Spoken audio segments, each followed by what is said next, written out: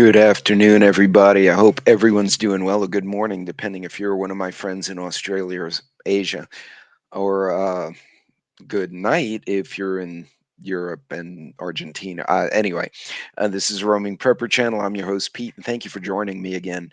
Um, Today's topic, this is why we plan our trips. I think you already know what I'm going to talk about, but let's review it again because the number of people who are totally unprepared for this is staggering. I'll be right back, and let's make sure we're not among the people who are part of the staggering number.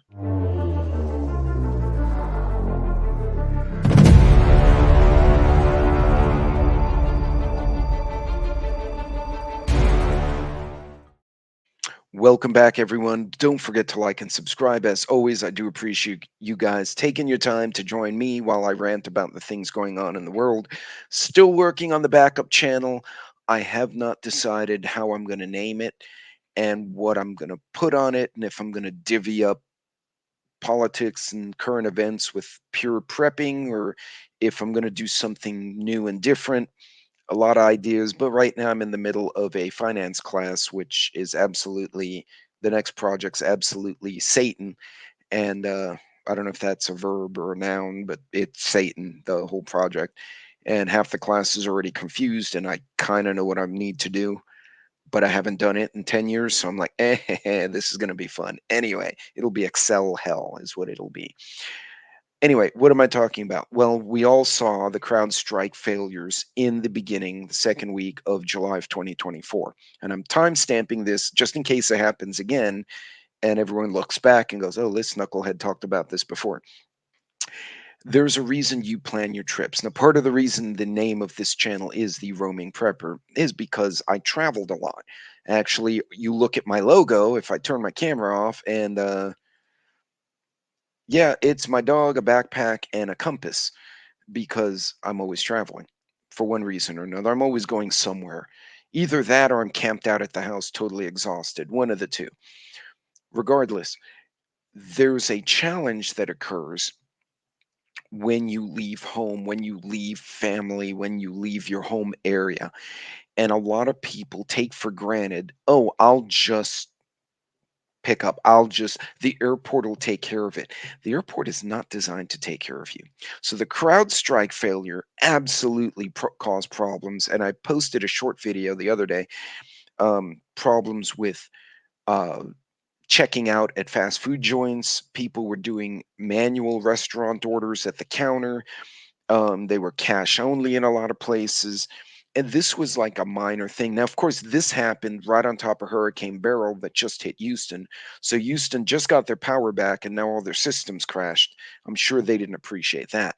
But more importantly, the people in the airports, the people who are traveling, which easily could have been me, it could have been any one of you, that would suck. So and this is something that's always in the back of my mind. I have to travel because of my work sometimes. I don't mind, but as I grow older and as I get more and more experience, because we're always learning as a prepper, right? You'll see things you did before and look at it now and go, I need to change that. That's not really what I thought it would turn out to be. Let me share this news, and this is from down here in Texas. I'll let you guys. Let's share the screen here. If I can figure out what the heck I'm sharing. There we go. And let's listen to this cat. Hold on just a second. It's unbelievable. Just a few of the adjectives that we have heard today about all of this mess that we've been following. The cybersecurity firm CrowdStrike, based in Austin, says the outage related to Microsoft cloud-based services was not caused by a security incident or by a cyber attack. I don't believe that. It shows passenger flights across the U.S. from 11 last night to 9 this morning, according to FlightAware. More than 36,000 flights have been delayed and more than 4,000 canceled across the country. Our Don White live for us now at DFW Airport with how all of this is affecting travelers, even at this hour at 5 o'clock here on a Friday. You don't want to be stuck at an airport, Don. Well, you certainly do not, Ken, and I'm here at ticketing for Spirit Airlines. We have been here throughout the morning, and we have seen hundreds of annoyed customers after their flights have been canceled. The airline just started rebooking some of those flights about an hour ago. It's a line of travelers as far as the eye can see, and a line of frustration for those whose flights are delayed or canceled. Of course, I'm a tad bit irritated, but it's out of everyone's control.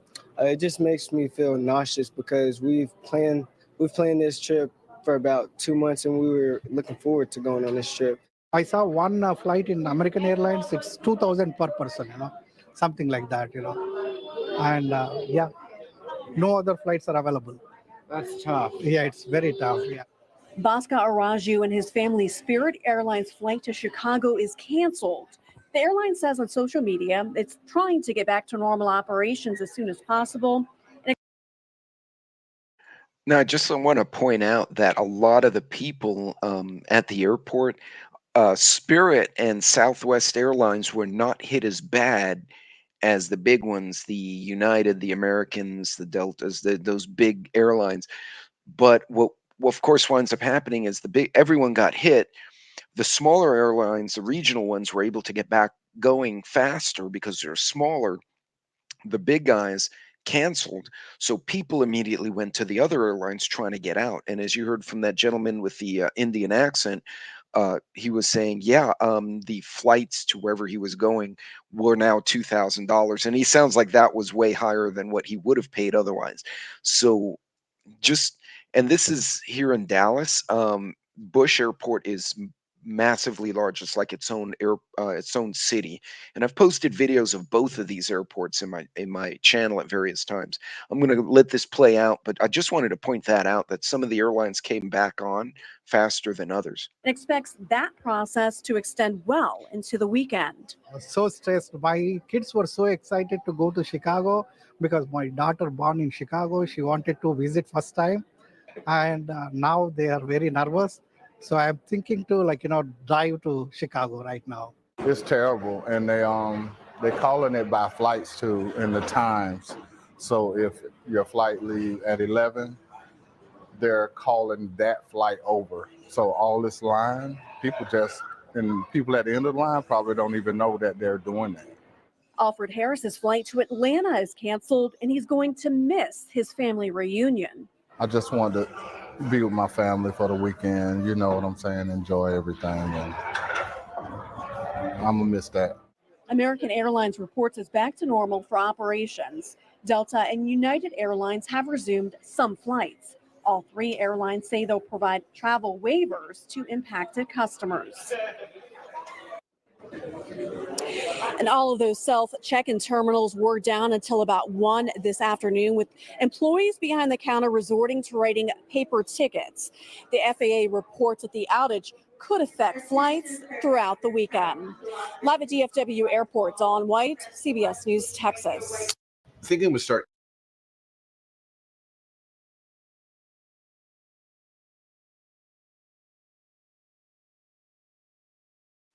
Got to unmute myself. You could see that's a lot of inconvenience.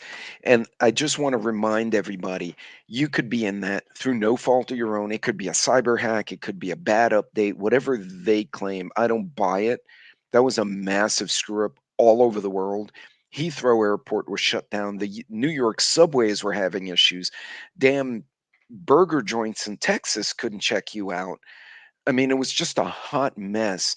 Um, that concerns the hell out of me. So basically, what we just learned is that if actual cyber criminals attack and take down certain things like CrowdStrike or Microsoft, basically society will end. It'll just turn off. Um, but what do? You're in an airport. Well, I'll tell you what I do. You guys take it or leave it. I know everyone's in a different situation, but this is what I do. And you're talking to someone who, in one 18-month period, hit 3 continents, 9 cities, and actually drove 50,000 miles in his own car, much less the rentals and everything else I did. One, when I go, if it's going to be a very long trip, especially if I'm leaving the state of Texas, right? In Texas, if I go from El Paso, you have El Paso in the west, you have Dallas in the middle of the north, you have Houston on the coast, you have Corpus, San Antonio, Austin. I have friends or family or company facilities in all of those places. So, in an absolute emergency, one of our protocols is all the employees who are there on business, you can't fly out. There's some kind of catastrophe. Go to the nearest facility, load up on water. At least you're behind a fence or behind the facility, and then you kind of get info and decide your next move. If I leave Texas, though, not necessarily the case. If I'm taking a longer trip, I will bring a change of socks, underwear, and I'll try to bring really basic toiletries in a either a Ziploc or a. I actually use the food saver, and so vacuum sealed like toothpaste, toothbrush, deodorant. But you got to be careful because if you pull the vacuum too hard, it blows up the toothpaste, and then it goes, and you have toothpaste in the bag. So don't do that because yes, I've done it, and it was funny, but it was awful at the same time. Um, but bring basic toiletries, deodorant, toothbrush, toothpaste. If you could get like a little bar of dry soap, like regular old school soap from a hotel or something, leave that in that little Ziploc as well. I also like to travel with a separate Ziploc with a few Tide Pods, a few dryer sheets, and about $5 and change. At the very least, I can wash like my shirt, my pants, and my underwear, and I go to my backups that are in my carry on, and I can wash that. And then if I have to I run out of change and I got to air dry it in my hotel, I'll just hang it by the air conditioner and let it dry off a bit. Um, I can rotate those two sets of clothes for a while I try and figure out what I'm doing. That's assuming I can't get my main luggage. Most cases, if you're stuck at an airport, you'll eventually be able to get your luggage. Wherever I go, I always rent a vehicle. Now, that's not always economic for people on a business trip. I do, even if they say, oh, they have a shuttle, I don't care. I don't know where I'm going to have to go. I could wind up, oh, take the shuttle to meeting A, and then something out like 50 miles in the middle of nowhere happens, and they want me out there, and I need the car anyway. I always rent a car. I tried the EV route. The EV was very cool for an urban environment, but if I have to go to remote locations, it's very heavy. It gets bogged down, and also there's nowhere to charge in the remote locations, as opposed to a diesel or a gas where they have diesel and gas situated in work sites all over for that very reason. And that's just my situation. I always try to keep hands on a rental car, though, even if it's just a little cucaracha, right? A little two-door McMuffin car, whatever. It's a set of wheels to get you from A to B. Um, when you plan your hotel, I always try to leave and, if I can, arrive the night before my meetings. And unless I'm absolutely got to get back, depending how late I am, I schedule my flight the next day.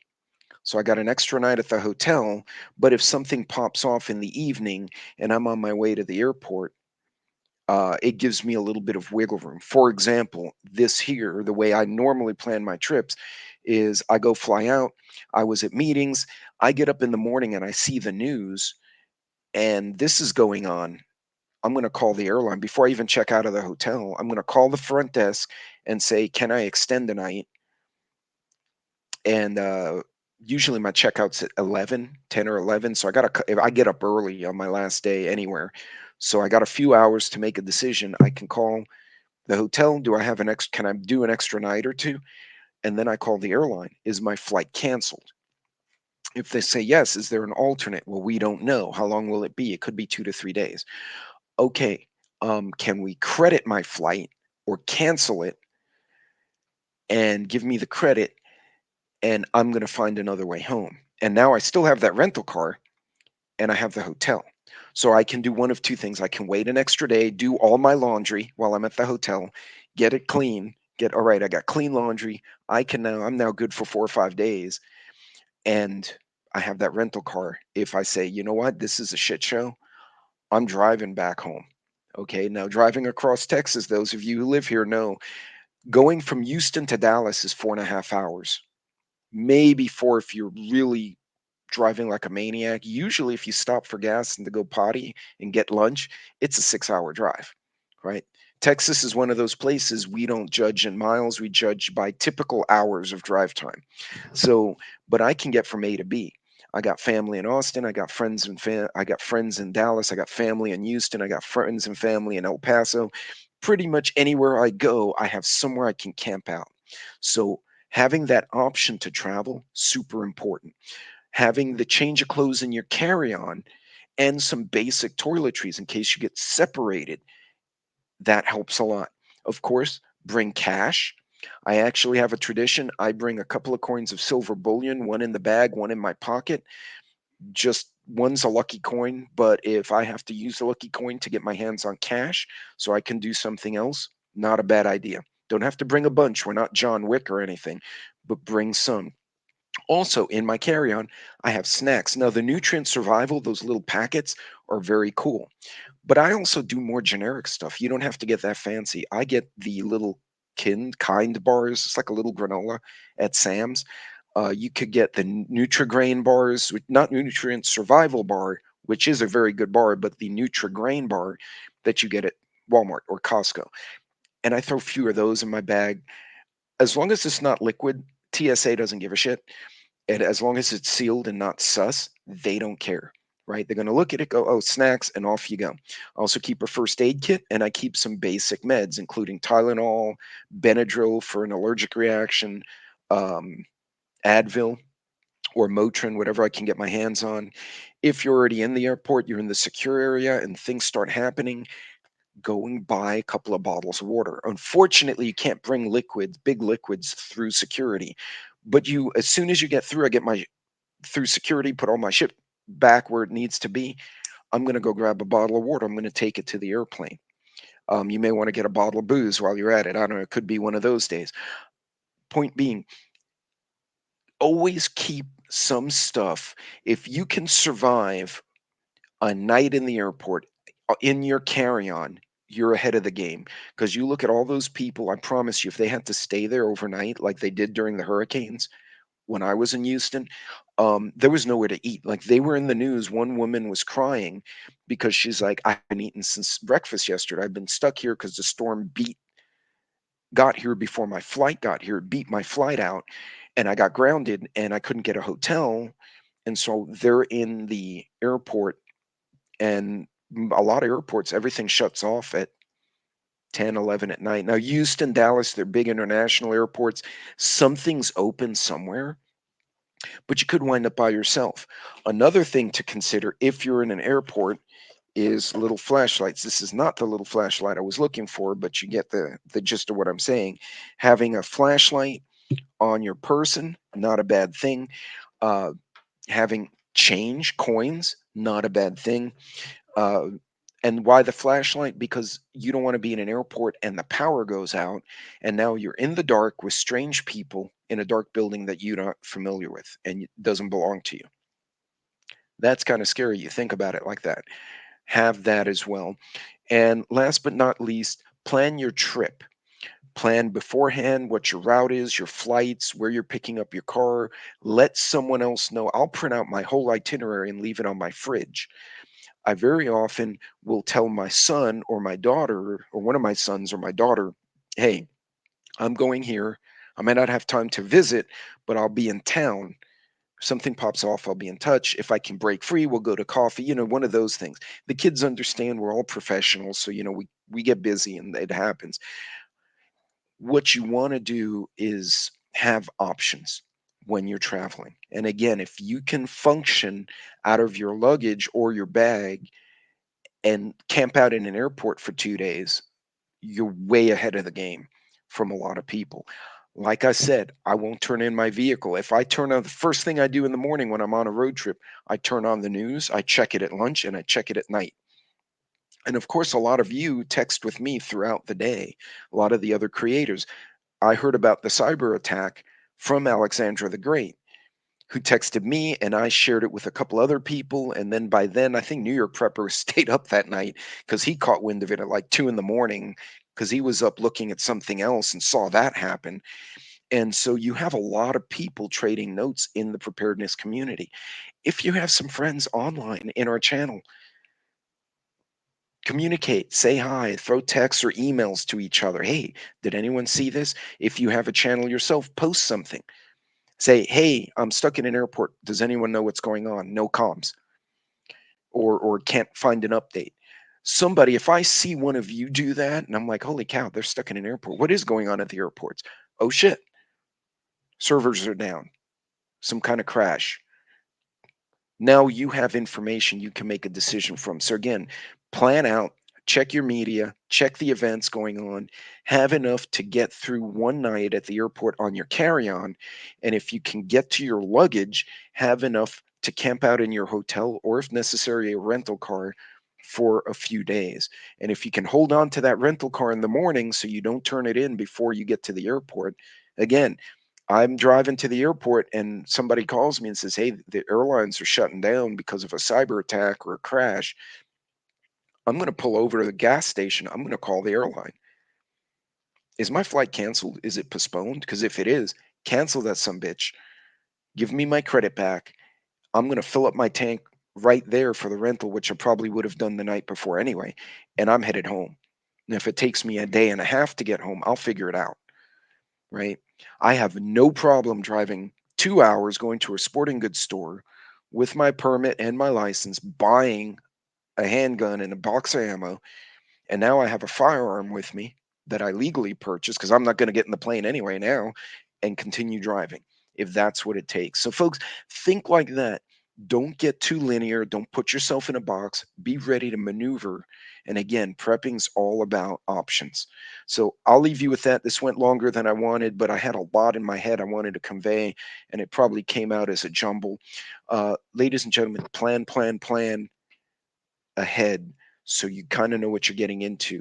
Having that 1 or 2 hour lead time on the general public is a huge benefit. I can't understate that. Um, all of us see something happening 3 hours before the general public. I can do a lot of prepping, last minute shit in 3 hours.